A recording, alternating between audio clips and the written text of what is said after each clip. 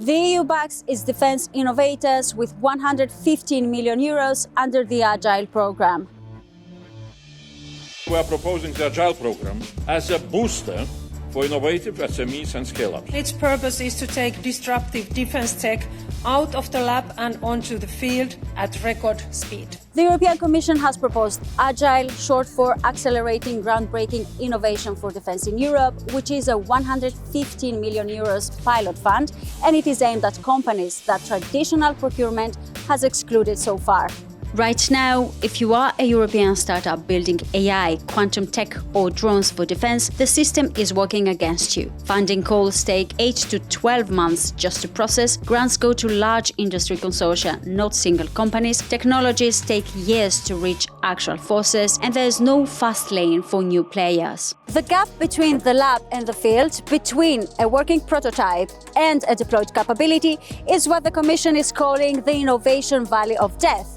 And AGILE wants to close it. But what does AGILE bring to the table? A 4-month time to grant compared to a year or more under existing funds, up to 100% cost coverage for selected projects, a focus on single companies without a consortium required, and a retroactive clause where firms can claim costs incurred up to 3 months before the call closes. The target beneficiaries are SMEs, startups and scale-ups working on AI, drones, quantum, robotics and cybersecurity. The Commission expects to fund 20 to 30 projects and wants these technologies to reach its forces within the next 3 years. AGILE doesn't stand alone. Think of it as the middle layer in the new EU defense pipeline. The European Defence Fund and the EU Defence Innovation Scheme fund the research and the development phase. AGILE bridges the gap, fast-tracking the most disruptive tech from late development to deployment. The European Defence Industry Programme then scales up production and procurement, and the Security Action for Europe, the EU's 150 billion euros loan facility, finances the large acquisition at the end of the chain. Russia's war against Ukraine shows that the battlefield needs change and new technologies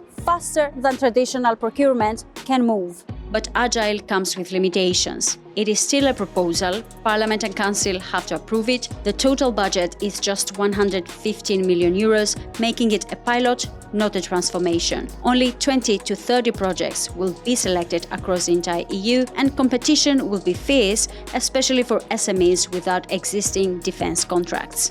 If accepted, the Commission says AGILE should be operational from early 2027. The first call for applications is expected at the start of the next year through the Funding and Tenders portal. For European defense startups, AGILE is the first EU fund set to accelerate their progress and to bring them from the lab to the field. For the full story, read our in-depth explainer at euronews.com.